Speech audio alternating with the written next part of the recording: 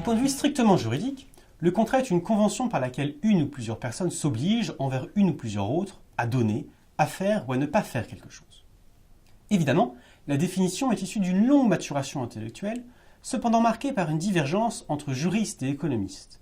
La scission peut se résumer dans le fait qu'il y a deux façons différentes de définir le contrat. La première consiste à mentionner un élément constitutif commun à tous les contrats et nécessaire à leur existence. La seconde définit le contrat en mentionnant tous les éléments nécessaires à sa reconnaissance comme tels par le droit positif. La première méthode est propre aux économistes. Pour ces derniers, le contrat est avant tout et surtout caractérisé par l'accord des volontés des co-contractants. Si elle constitue un élément de validité du contrat en droit français, la rencontre des volontés apparaît comme la pierre angulaire d'un édifice commun entre juristes et économistes. L'économie en général, tout comme le contrat en particulier, sont en effet fondés sur la liberté. Liberté des échanges pour la première, liberté contractuelle pour le second. Et de fait, liberté contractuelle et libre-échange semblent constituer les deux faces d'une même pièce, le contrat n'étant que la modalité juridique de l'échange économique. Mais si le contrat demeure par essence libre en vertu de l'autonomie de la volonté, une question demeure. Comment s'assurer de la conciliation entre la puissance de la volonté individuelle et la sécurité des transactions? C'est que le contrat demeure certes un accord de volonté, mais avant tout et surtout destiné à produire des effets de droit, condition nécessaire et indispensable pour donner aux volontés leur pleine signification. Le contrat, acte volontaire et exercice d'une liberté, est en même temps une aliénation volontaire de liberté, la parole donnée librement ne pouvant pas être prise de la même manière. La problématique apparaît. Pourquoi le contrat? Pourquoi des individus présumés libres et rationnels aliènent-ils volontairement leur liberté?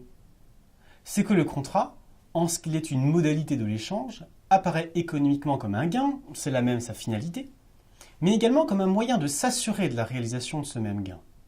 Dans le cadre d'échanges relativement simples, l'achat d'une baguette de pain par exemple, le contrat est consensuel, voire informel, et s'exécute instantanément. Les co-contractants sont de fait assurés de la réalisation de l'échange tel qu'ils l'ont anticipé.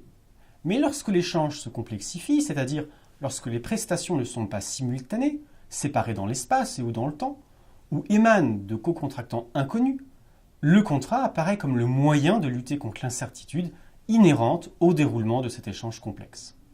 Parce qu'il produit des effets de droit, le contrat permet de s'assurer de l'attitude future de son co-contractant tel qu'il a été anticipé. En définitive, économistes et juristes ne s'opposent pas tant sur le concept de contrat, mais davantage sur son rôle. Est-il là pour définir le contrat parfait au sens du droit positif, ou bien simplement en tant qu'outil juridique au service de la liberté économique, afin de permettre la réalisation des attentes des agents? Qu'attend-on du contrat? Si chaque partie entend normalement faire un gain grâce au contrat, l'expérience séculaire des juristes montre cependant qu'une multitude d'accidents de parcours risquent d'empêcher cette issue. Par exemple, une partie peut s'être trompée sur l'avenir, ou des circonstances imprévues peuvent rendre le contrat inintéressant et même préjudiciable. Face à l'imprévu, les parties peuvent elles-mêmes chercher à se prémunir contre ces fameux accidents de parcours. Selon Ian Mackay, chaque partie est normalement sur ses gardes et cherche à éviter d'être victime en prenant des précautions. Elle peut s'informer sur la réputation du co-contractant ou limiter ses interactions aux membres du groupe qu'elle connaît.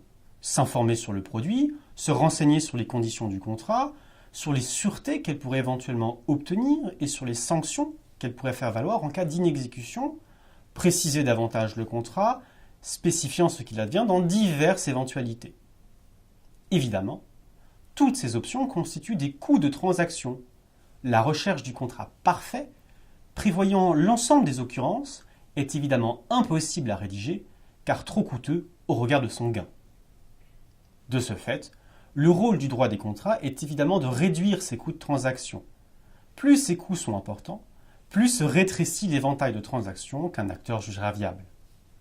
Le rôle purement économique du droit est donc une nouvelle fois consacré.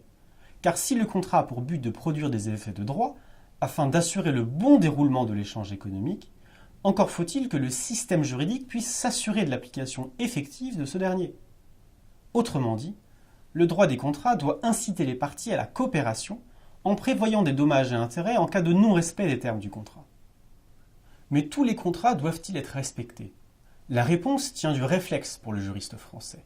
Le contrat étant le fondement du droit civil, sa force obligatoire est un principe essentiel. La position peut cependant conduire à des situations absurdes. En réalité, pour les économistes, la réponse est à nuancer en ce sens que le contrat est là pour pallier l'incertitude.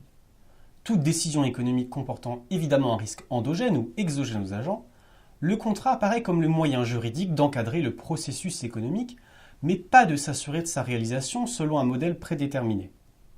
Autrement dit, le contrat ne saurait viser un optimum quelconque, mais plutôt favoriser la découverte et les ajustements nécessaires dans un monde changeant.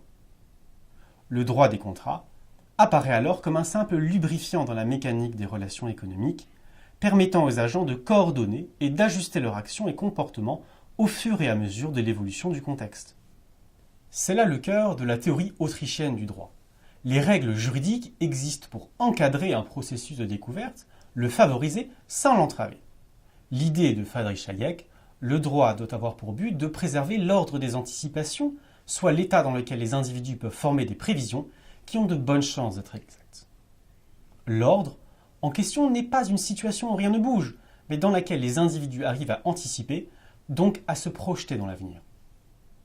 De ce point de vue, la force obligatoire du contrat apparaît justifiée au regard d'une certaine sécurité juridique des transactions économiques, laquelle induit la confiance des agents. Mais il ne faut pas oublier que le risque, l'incertitude ou encore la surprise ne disparaissent pas du fait de l'existence du contrat, mais sont inhérents à l'activité économique. Le meilleur exemple demeure évidemment celui du prêt. Quand bien même le contrat de prêt a force obligatoire, les systèmes de droit contemporains admettent régulièrement l'effacement pur et simple des dettes. L'idée est simple, le droit des contrats ne doit forcer l'exécution des engagements contractuels que si, et seulement si, cela s'avère économiquement optimal.